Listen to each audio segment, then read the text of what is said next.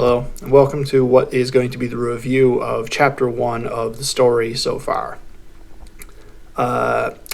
Forgive me if I might get a few details wrong, like if my players watch this video and I get a few things possibly not entirely correct. Feel free to correct me because, we've been playing this since, April, May now? It's been a few months, and I haven't really...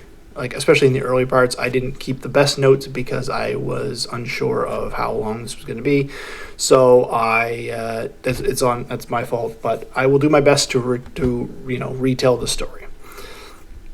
So we start off with a party, each receiving a letter from a powerful wizard that they had dealings with prior to the campaign. All of them, not separately, not as a group. Each asking them to meet with this wizard in the city of Braswell.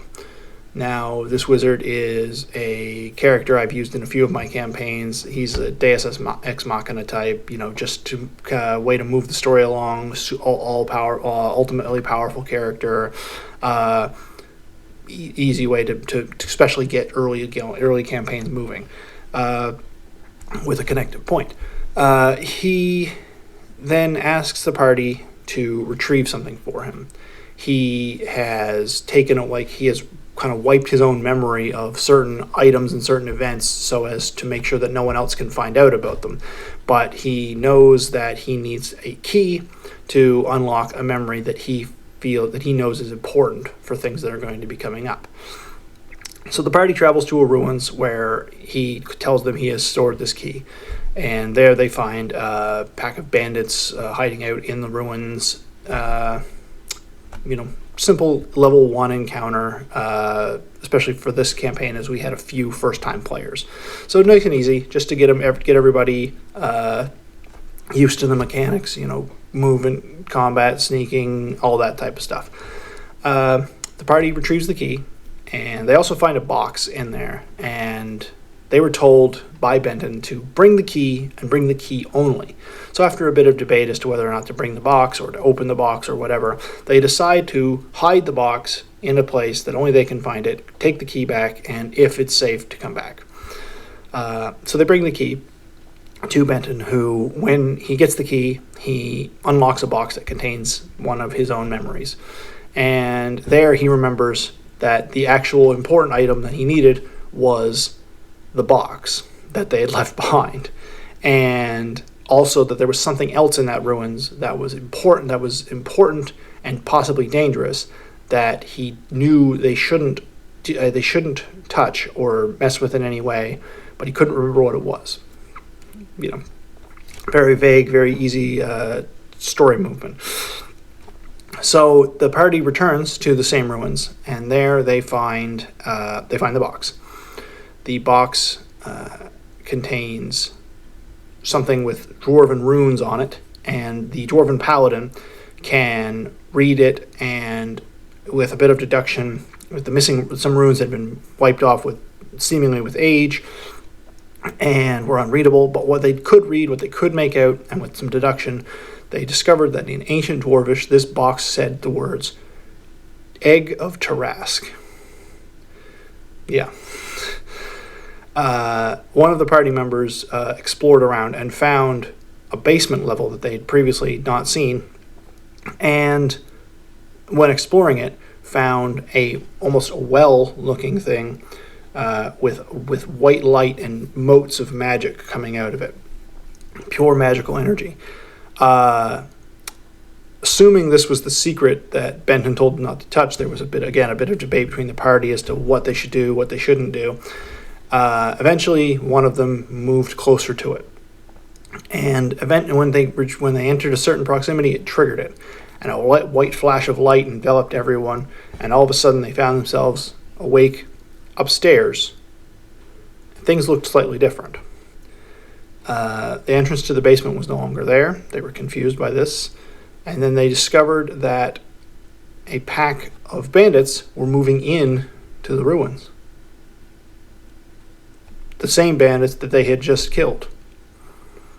So somehow this magic well had sent them backwards in time a few days, which is, with some of them's knowledge of Benton, not surprising, because he has shown and said and been proven to be a person who gets involved with powers that he necessarily shouldn't have. And time is definitely something to quote one of the players from their backstory, he's been known to mess with time, and not always in a good way. So the party escape the bandits, try sneaking away and using the druid's powers to kind of move earth and take out a section of wall and sneak out through the exit. They then return to the city of Brassball, to the same mansion, where they meet with Benton, who tells them that that this is a serious problem, and that now he remembers once he's holding this box, it kind of triggers the memories that he didn't have, and he tells them that there's a group that he's known for centuries who has been after something like this, a group of druids that he knows have lived for a long time and have always desired something like this to trigger what they call the protection, a way to kind of return the area, to return the world to a time of nature. Now, Benton at this point casts a spell and goes through a portal and kind of disappears. He tells the party that he is going to a safe place and leaves them with a recipe for casting the spell to meet him in this safe place. So now the party's goal is to find out a bit of information and to eventually collect the portal pieces necessary to build it to meet Benton. So they then the house, the mansion, is attacked by a group of goblins under the command of a goblin named Bloodthorne. Bloodthorne has a history with one of the party members. The gnomish druid that is in the party, in her backstory, Bloodthorne was the leader of a group that had killed her family and made her turn to this nomadic adventuring life. So there was a bit of a tense scene when she realizes that they're there. The goblins want the box. And they say, and there's a bit of back and forth between that, and during this battle, the Bloodthorne uses a piece of wax, like almost a wax seal, that is imbued with a druidic spell. This is an item that Deet, the gnome, her family was known for creating, this way of almost like a druid type of spell scroll. And so when he uses this, she is infuriated. He uses it to cast a wall of thorns to escape, and it nearly kills one of the party members who had gone up to attack him. So at this point, they know that somebody else, there are other groups that want this item, and this is very important that they don't let them have it, obviously. Benton has told them that this is very dangerous, and they know for a fact that Benton is quite a powerful wizard, and he looked terrified of this. So they obviously, and it was understood that this was important, that they protect this. So they begin to work on getting some information and collecting the pieces that they need. So they go to a shop in town, an alchemy shop, and there the person has one of the pieces behind in a glass case, and he offers it to them in exchange for a favor. So he sends the party. He tells the party to go to the city to the south, the neighboring city, the city on the south point of the diamond, and because he had made a deal with a wizard who was living there to provide him with information on what the wizard was studying in exchange for some supplies at the outset of his journey. So, but he hadn't heard from the wizard in some time. He was behind on payment, and he needed them to either go collect payment or the wizard's notes if something had befallen the wizard. So they travel south, or they go to the docks to arrange travel south to the city of Newgarden. People in the city seem kind of strange when discussing someone from Newgarden. They all kind of get this really disdainful look about them.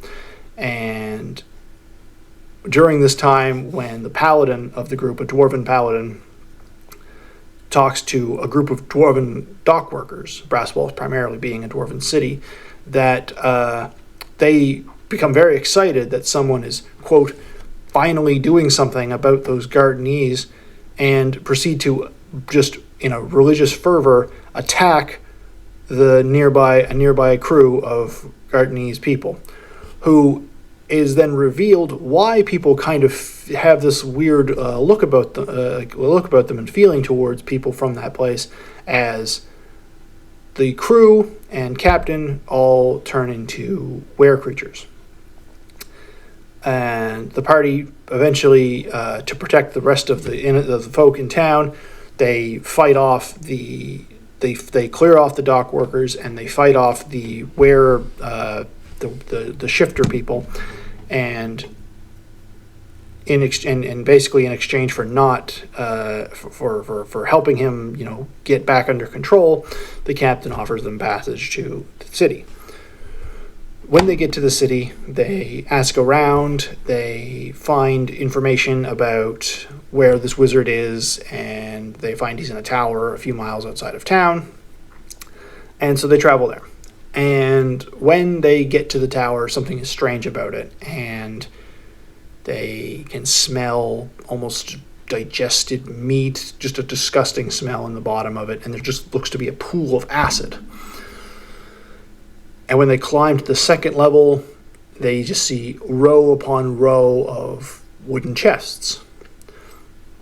And when they climb to the top level, they find what seems to be the wizard's quarters and some other things. And just everything in this top part is damp and disgusting and horrible.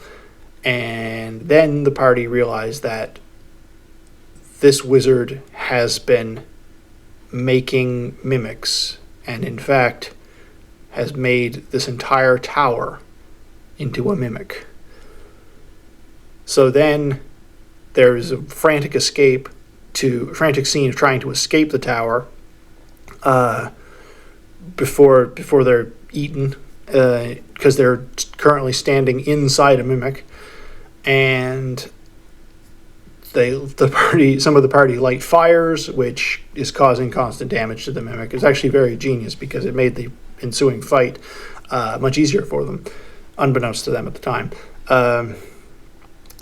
So they eventually escape, and there's a large fight where they fight this mimic tower. It was quite fun to watch, to see that their faces when they realized what it was they were dealing with was quite a fun scene.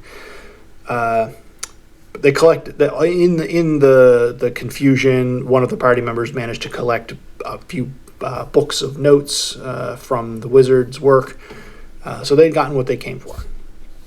When they returned to Newgarden, having done this job faster than they had anticipated, they spent some time in the city, and there they found that there was an arena in town that they had found the first time, and this time.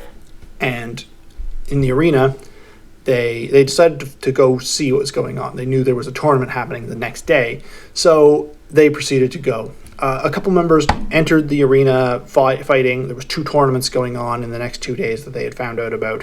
One was a group of challenges fighting against various beasts and monsters, and the other would be a more standard 2-on-2 person versus person arena battle. So 2 of the party members, Dragonborn fighter named Magix and the aforementioned Dwarven Paladin, join the arena, and they fight. They succeed through 3 rungs of challenges, each getting progressively more difficult, until they reach the final round, which is versus a young blue dragon. And considering the party members at this point are only level 4, they're quickly dispatched. It's not to the death, so there's no dying in this arena. It's basically to unconsciousness. The Dragonborn fighter, I'll introduce all these characters like in separate videos in more detail. The Dragonborn fighter Magix, he is quite humbled by this defeat, and it kind of changes him into the character he's becoming now. The party receives, the two members who fought receive their choice of either treasure or coin, as given by the Tabaxi Arena Master, and they both choose treasure, and one receives a magic weapon, and one receives a ring of resistance. Pretty good items. I'm pretty liberal with magic items in my campaigns, so I like the party to feel a little more powerful. I can just adjust monsters up depending on how things go. So I like the party to feel strong, to feel heroic. It's the point of the game, in my opinion. So during the time that they're in the arena fighting, the other party members are, hanging around, having some downtime, placing bets on them, making a few coins themselves. During this time, someone taps the gnome in the party, Deet, on the shoulder and tells her that she would be very interested to know that the goblin Bloodthorne is not only here, but he's fighting in the arena tomorrow in the tournament. And at that news, Deet becomes very, very interested in fighting herself, despite being a character to this point that was not particularly interested in combat as much as healing and being a support character almost. Now it was very important that she fight. And so her and Grendor, the Dwarven Paladin, join the arena fighting for the next day. After the battle, both Magix recovering from his injuries and Grendor recovering from his extensive fighting through the day. He had retired from the fight to prevent more injury once Magix went unconscious.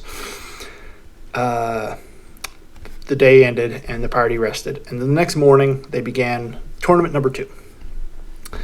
And in tournament number 2, the party fought through Deet and Grendor. None of the others joined. I had kind of expected some other people to join, but it was only 2, and so it worked pretty well. Everything went smoothly. During this, prior to the tournament beginning, Reek, the kobold rogue in the party, had decided to help them in some way by using his familiar. He's I can't remember the subclass now. He's the casting rogue, the mage rogue. I'll look it up at some point. Just can't remember what they're called right now. But he used his familiar to kind of spy on Bloodthorne and his partner, and then he decided to, with the help of the Blood Hunter in the group, the other stealthy type character, they broke into Bloodthorne's quarters and stole one of the items he planned to use in the battles. He stole a bag of these druidic wax seals that they had seen him use prior. So during the fighting, as Deet and Grendor are moving along through the tournament, at one point, in the first round, they fight a kobold fighter and a dragonborn rogue. And Reek, the kobold, seems very interested, female kobold, so he catches his eye a little bit. So later, during one of the later rounds, she approaches Reek and asks him if he'd like to join her. And Reek follows her along, and then he is led into an ambush by Bloodthorne's partner, and a mysterious elven woman that they hadn't met up to this point. Reek is locked in a room with this mysterious elven woman. He's knocked unconscious and captured. And he's captured and taken away. The party's unaware as they're all kind of watching the battle going on, important battles involving some of their friends. And at this point, after the battle, they They travel through. They decide that no, they need to get Reek. So they listen. They know from conversations that they've had, eavesdropping on them some more with the party's familiars. Not only Reek, the rogue, but also Sayori, who I hadn't mentioned to this point. Sorry. Has a familiar from her warlock background. And they kind of eavesdrop on Bloodthorne and his partner, who are still sitting in the stands because they're still fighting in the tournament. And they know that he's being taken to yet another city, the city on the western point of the diamond in the city of Windglade. And so they know immediately after that they have to go. They have to find him. So they finish the battle. They get to the finals, and there, lining up across from them in the arena finals, are none other than Bloodthorne and his partner, a hulking Goliath man wielding an axe of immense power. But after a hard-fought battle, after some clever wild shaping to do more damage, a few lucky shots, and particularly horribly misplaced use of an item by the goblin Bloodthorne, the party does win. It turns the Goliath goes down pretty early thanks to a few critical hits and luck and good rolls. Grendor the dwarf, the paladin, he goes down as well, as one of the things that this Goliath is capable of doing apparently is sundering armor, and so once the paladin's armor is destroyed, he goes down, unfortunately, he goes down easy after that, leaving it 1-on-1, Bloodthorne, an archer, versus Deet, a druid. And neither one really want to be in melee range, but also neither one want to let the other one have range, so both characters are kind of fighting at a disadvantage. And eventually, with use of a cleverly placed flaming sphere and some good concentration saves, Deet ends up victorious. Very, very hard-fought battle. It was very fun to do that one because both were sitting there pretty much at death's door. Both had used everything they had to heal. It was quite fun. It was a very good scene. I do wish we had recorded that one because that would have been fun to watch. But after that, the party immediately try to get as much information as possible. Leovan, the blood hunter in the party, had used his organizational contacts in Newgarten to kind of get some information, find anything out. Discovered that the name of the ship and who it was registered to, at least as far as they knew, and they went off. They followed along. Hopefully only a few hours behind to Windglade. They had arranged passage because during the tournament they had fought a tandem of paladins who were so impressed by Grendor's capabilities that they offered him the chance to join their order, which was conveniently also based in Windglade. And so they traveled with them. Once arriving in Windglade, Grendor was taken to the headquarters of this paladin's order, and he decided to join. Now, this can be interesting going forward because this order was, according to their leader, very, very strict on the tenets of honor and, very strict. It seems like strict alignment paladin people. Like up until this point, Grendor had been, he had been very good, very protective, very honorable type paladin, but now, these people seemed like they were intensely into this type of thing.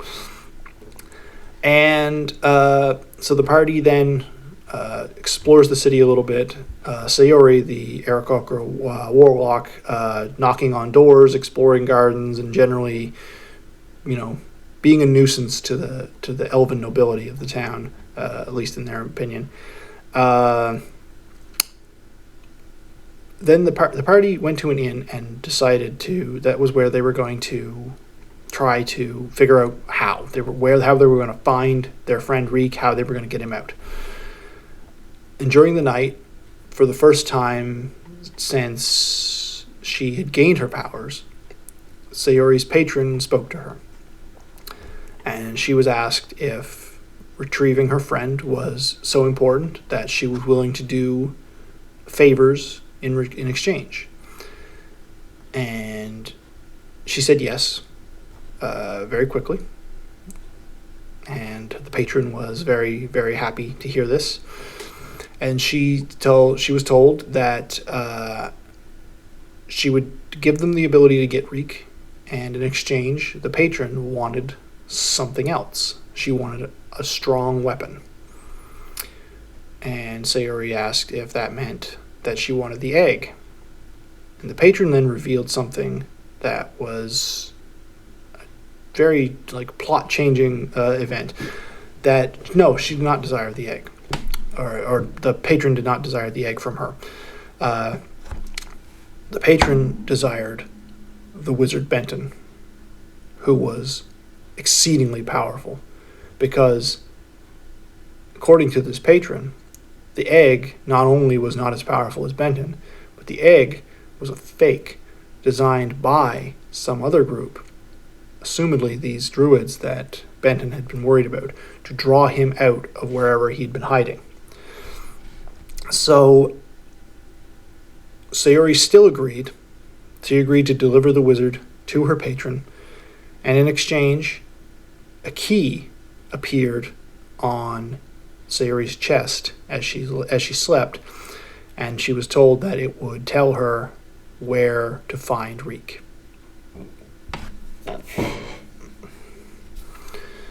So the next morning, Sayuri takes the party out into a garden, and there she asks the party, and it was hilarious that this worked out this way, because this was not planned by me as the DM. She asked the party in a very vague manner if they were willing to do whatever it took to get Reek back. And the party all agreed, of course, they wanted their friend back. So Sayuri hands the key to the druid in the group, Didit, and she asks where she got this, and Sayuri's very vague about it. And so they travel around the city, they start going, and they find the key starts to kind of make a noise, sounding like spiders skittering. And it begins to smell horribly like Deet had carried jars of dead spiders as some of her spell components, and it began to smell somewhat similar to that. And this was very off-putting for her, but eventually, following these signs, they found a hidden entrance to a prison in the garden behind one of the Elven estates. And there they went inside, and they snuck around, avoiding guards who were in there, and they found locked in cells the kobold fighter who had been the one who had led Reek to ambush, as well as her partner from the arena.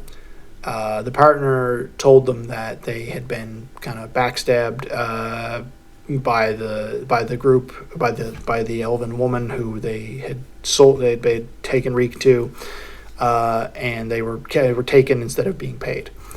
So the Dragonborn rogue then offered to help them fight, and in exchange for being let out. And they agreed. They let him out. They broke him out, and they proceeded to sneak around. And eventually, a fight came up, as coming out from a basement level of this hidden prison was none other than Bloodthorne, who has turned into quite the antagonist and the main antagonist in this story. And so they fight. During the fight, the Dragonborn rogue who offered to assist them is shot by Bloodthorne with a magical arrow and is killed. And this kind of reduces the kobold fighter to nothing. She's in shock at watching her friend have been killed in front of her. And eventually, Bloodthorne retreats back down into the basement after a bit of fighting. And there they hear a voice tell them to lay down their weapons. And coming up the stairs is an elven woman holding Reek by magical means in front of her, and Bloodthorne with an arrow pointed directly at the base of his skull, ready to make a kill shot at a moment's notice. And the party lowers their weapons and at this point and asks what they need, what can they do. And the elven woman tells them that she needs them to do something for her. And the party like, okay, what do we need to do? She tells them that they have collected everything they need for the portal, and they had at this point collected almost everything they need except for one ingredient, and that they were going to travel to collect that final ingredient on her ship, and then they were going to bring Benton back and deliver him to her. And the party very reluctantly agreed in exchange for Reek's life to do this. And Deet was absolutely unwilling to go along with this. She would not travel. She would not assist Bloodthorne, the person who had killed the goblin who killed her family. And it was then that the elven woman told her that, well, she needn't worry about working with him because she would be kept as a prisoner herself for a while until the party returned as collateral. Reek had, quote, served his purpose, and so a new prisoner was needed. And so then after that, the party set sail on the boat with Bloodthorne in charge, commanding a ship that was crewed by animated plant people, animated shrubs type creatures. He proceeded to be just absolutely take advantage of his position of power and try to make the party's life as much of a living hell as possible. After some convincing, intimidating, and threatening, the party did convince Bloodthorne that he needed to stop in the city of Newgarden, which they had just come from. There, Leovan decided to pass messages on to his order secretly to try to get some reinforcements going for Brasswall, where they were headed, to help them out in this in what they assumed was an upcoming fight. And also, he had himself a plan to threaten to use the powers of an established order, the Bloodhunters being a established order of monster hunters, Witcher type characters, to threaten, use whatever power they had to threaten the elf who seemed like a powerful person in the city of Windglade. Then they continued on to Brasswall, where they collected the last ingredient from the alchemist shopkeeper who they had met many sessions ago at this point, who revealed himself unwittingly revealed himself to be a spy for the same elven woman who had claimed to have been watching them from the start.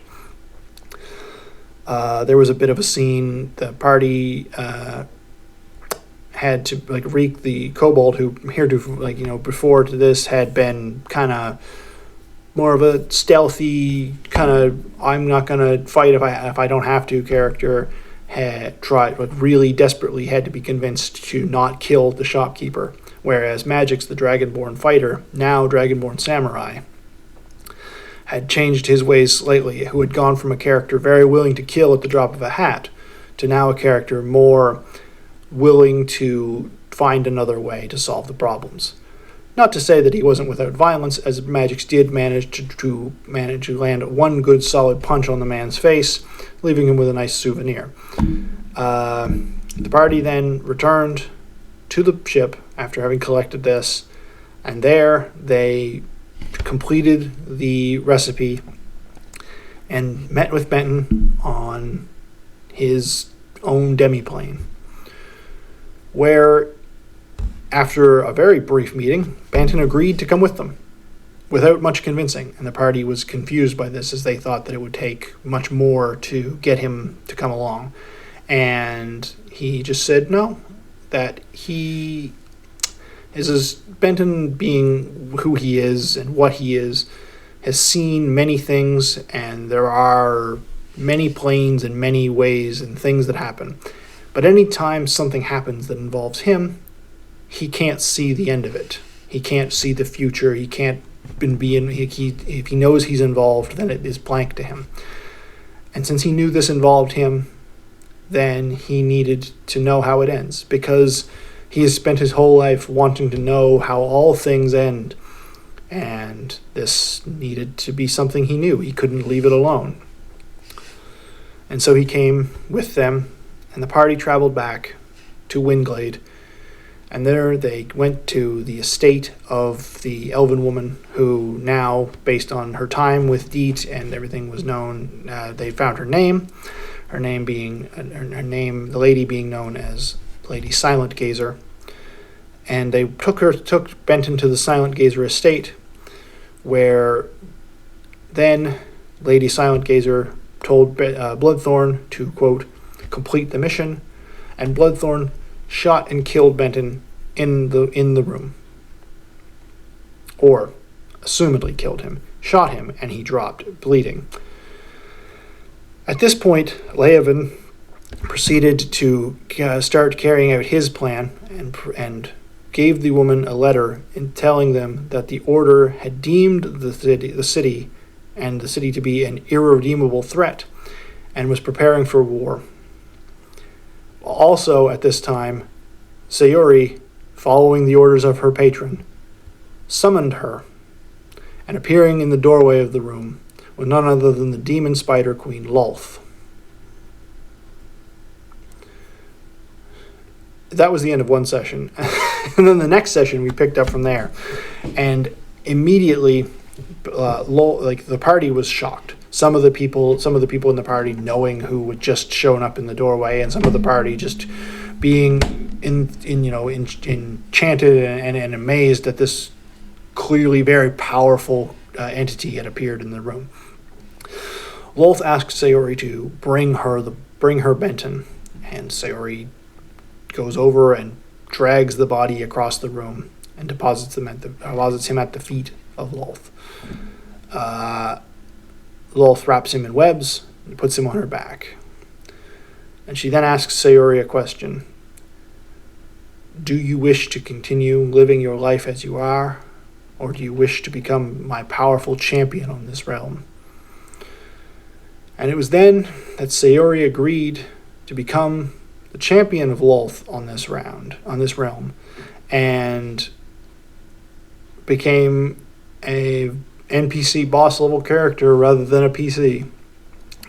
The party was quite shocked by this. Reek and Deet took the opportunity in the confusion to try to assassinate Bloodthorne, where they shot him with a magical arrow that cast a lightning spell that blew him out a window. And then there was a bit of a fight. Lolth insisted that Sayuri use her new powers to, quote, ruin the town and to kill the Lady Silent Gazer.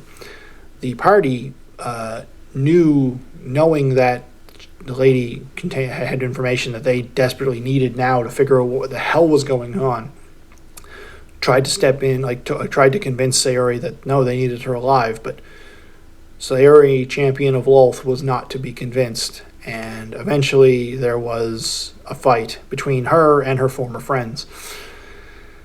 During the fight, Leovan decided to do something drastic, and he used a bag of these druidic magic seals that he had stolen from Bloodthorne earlier, and set them all off at once, along with a few other items, and it caused an absolutely massive explosion, flinging most of the party members hundreds of feet away, and seemingly vaporizing Leovan, Sayuri, and Sayuri's now superpowered familiar. The party goes back to the mansion after recovering, and they look, and there's absolutely no sign of Leovan other than some scraps of clothing. Reek, who had been befriending him through the entire campaign to this point, finds his mask and keeps it as a memento, and finds a dagger that was engraved with the Order's symbol. There's no sign of Sayori. There's no sign of the familiar. There's no sign of anyone else that was around. They do find the body, the lifeless body, the dead body of the kobold fighter who had been with them, helping. This Reek is devastated as he kind of felt guilty that she had been there. He had forgiven her for the previous, kidnapping, and decided then that he needed to do something. He needed to help to bring her back. He needed to find a way to resurrect her because she didn't deserve the way she had died. And it was at that point that he sent out his familiar to kind of scout the area, and his familiar immediately returned quickly and told them to hide. Something bad was happening. So the party hid.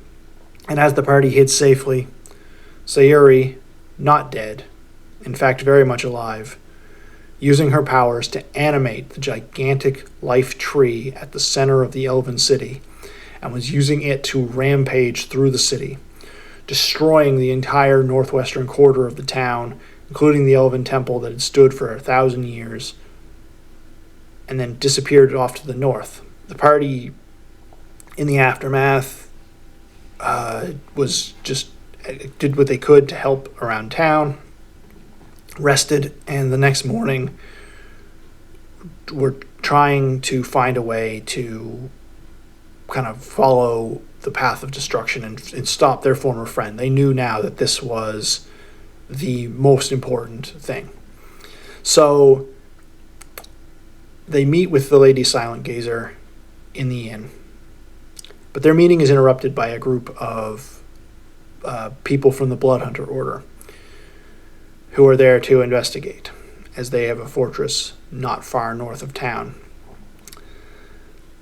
There they're told that Leovan is seemingly dead, and the leader of the group of hunters seems seemingly devastated by this news, as she then reveals that Leovan was not only an important member of the Order, but was her adoptive father.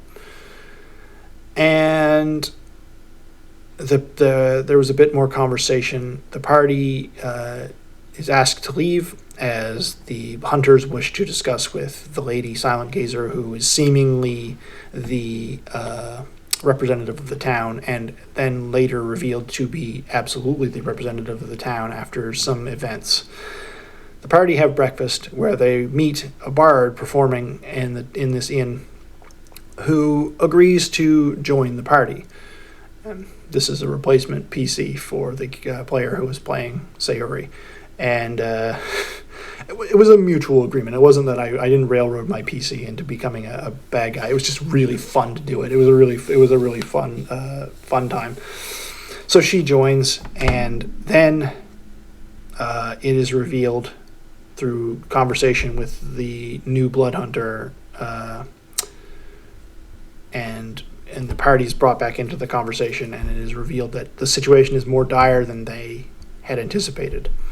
Because not only did Sayori steal the life tree in the center of the town, that life tree was where the eldest elven druids in the town, the protectors, were sleeping. They were in their sleep of millennium, and so now she not only had control of a very, very powerful tree, she had control of very powerful, like druids that had lived thousands of years, and some of the most powerful magic users on this entire planet that had been working on creating a spell that could not only do what druids do now, but expand upon their knowledge. A so-called 10th level spell, exceeding the limits of magic as is known by mortals.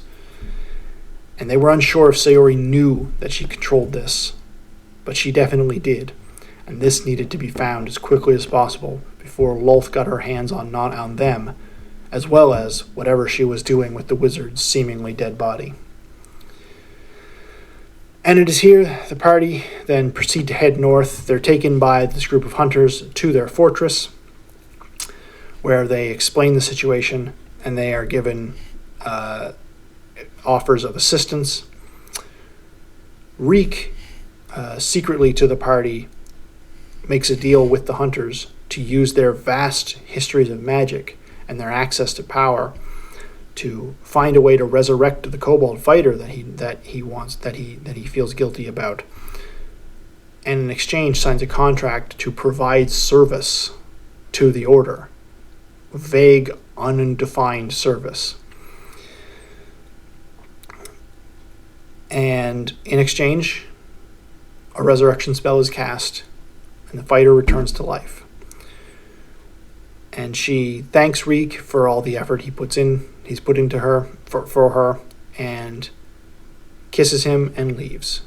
And then, as the party is resting here, the 4 members left of the original party have a conversation, and they reaffirm their bonds to one another, and that, if anything, this incident has made them feel even more strongly towards one another. And then they're interrupted once again. A knock at the door, telling them that it is morning, and they will be proceeding to have a funeral for their former friend, Leovan the Bloodhunter. And that is where Chapter 1 of the story has ended to this point, and we will be continuing on with Chapter 2 and the hunt for the champion. This has become a bit longer than I thought. I mean, I guess recapping 4 months of sessions does take a while. Hopefully everyone can get through this. Hopefully everyone's interested. I know I missed some details. I know I missed some important things. Like, please let me know down in the comments. And I'm going to try to get these up, like the campaign videos up quickly after we're done. We play on Saturdays, every second Saturday, and so then there might be a little bit of turnaround time in getting them edited and ready, but I'm going to hopefully have them up through the week after the sessions are recorded. And also, I plan on releasing some more in-depth intros to the characters, both ones that have been around since the beginning, the new player characters that have been in, the ones that are now deceased, and or now newly minted bosses, as well as perhaps a little more world building stuff. So I'm gonna hopefully have some released soon enough, and I would love it if you guys check them out, because if you're interested in this at all, that backstory is going to be important. I didn't want to record, a complete movie with this. It's already, this video is already going to be 40 plus minutes long. So look for those intro videos. I'm going to hopefully have those up before the session videos will be released, hopefully next week. So, if you guys like this video, it's YouTube. Click that thumbs up. Anything to do that, just to see. This is a new channel. This is kind of our first major video on it. So any amount of engagement, anything like that, is huge for us. So thanks in advance for that, and we will see you guys all in the future. Welcome to the Crystal Sea and Chapter 2.